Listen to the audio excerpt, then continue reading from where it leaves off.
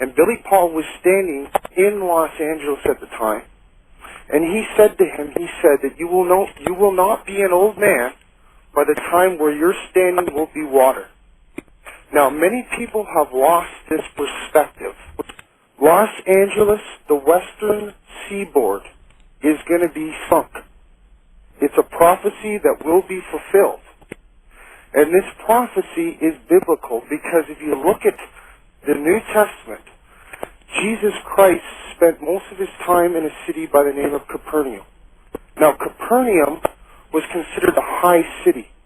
And Jesus Christ gave a prophecy. He said to that city, because you think you're high, you will be brought low.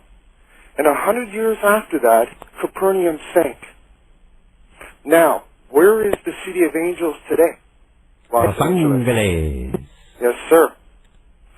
And this prophecy... They talk about that San Andreas Fault all the time with the big shake and that whole side seaboard could just slip right into the ocean. See, now this is the thing. This is the prophecy that he would not be an old man before this would happen.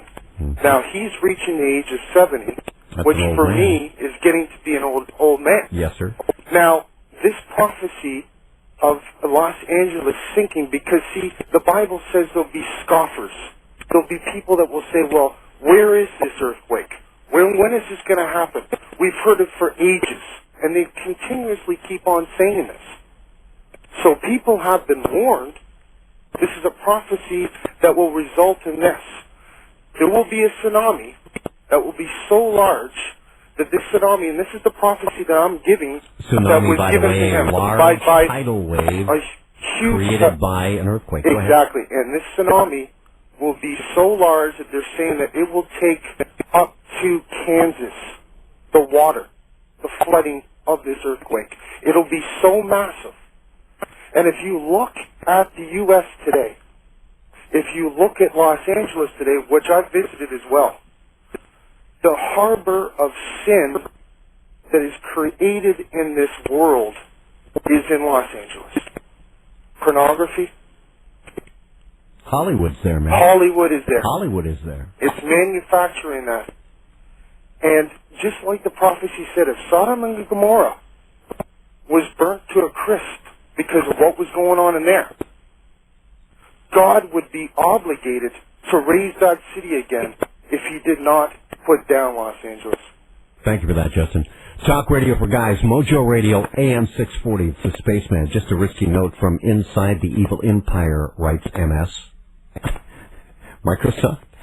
Anytime there's a major virus outbreak, emails are sent through the MS Corp net, instructing all employees to install the latest patches before a certain date. These emails are sent out almost 1 to 2 weeks before viruses are seen in the wild, and have strict instructions not to forward them outside the company.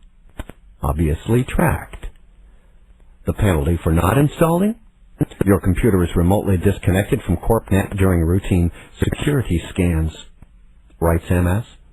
If you have a fax, I might be able to send you one for next week. Assuming I or any of us are still around. Signed, MS.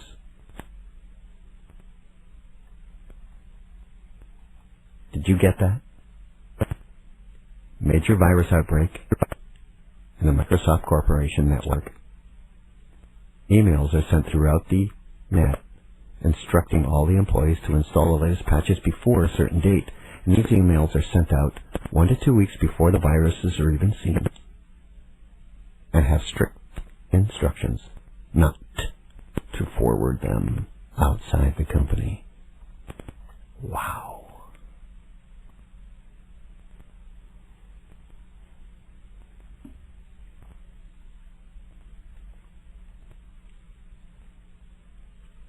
Groundhog Day. Celebrated on the 2nd of February every year. According to legend, the groundhog's behavior on this day serves as a predictor of weather. If the groundhog comes out of his hole and sees his shadow, he predicts harsh conditions for the remainder of the winter and returns to his hole to hibernate for 6 more weeks.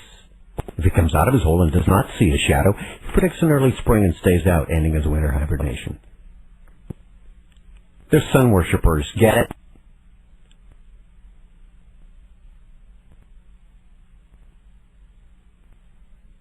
Groundhog Day originates from a mixture of several ethnic religious ideas that go back to the ancient Celts and Druids.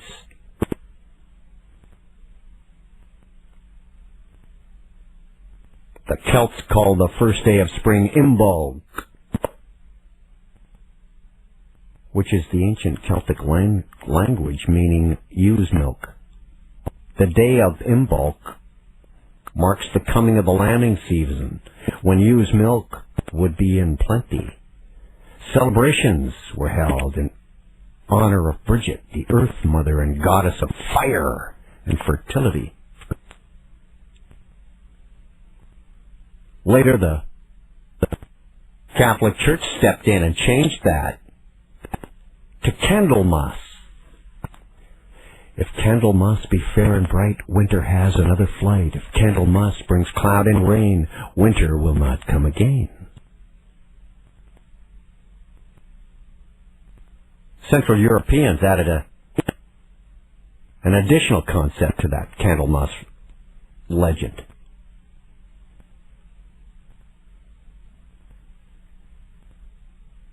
There were no groundhogs in Europe. Hedgehogs there were, badgers, and they were often used by the farmers as an indication of the coming of spring and starting of the planting season.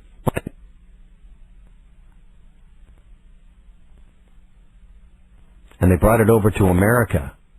Many of those German immigrants settled in Pennsylvania and were often referred to as the Pennsylvania Dutch. That's the biggest Freemason state of them all. Tom Ridge, Homeland Security Chief from there. He was even governor. The so-called Liberty Bells located there. And as those immigrants got more Americanized and ties with the old world concepts and religious rituals were forgotten, they kept a hold of Groundhog Day. And they're going to trot out Punxsutawney Phil on Monday.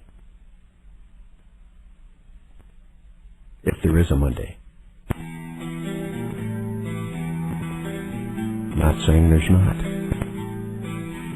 This is Mojo Radio, talk radio for guys, AM 640, coast to coast, next time space.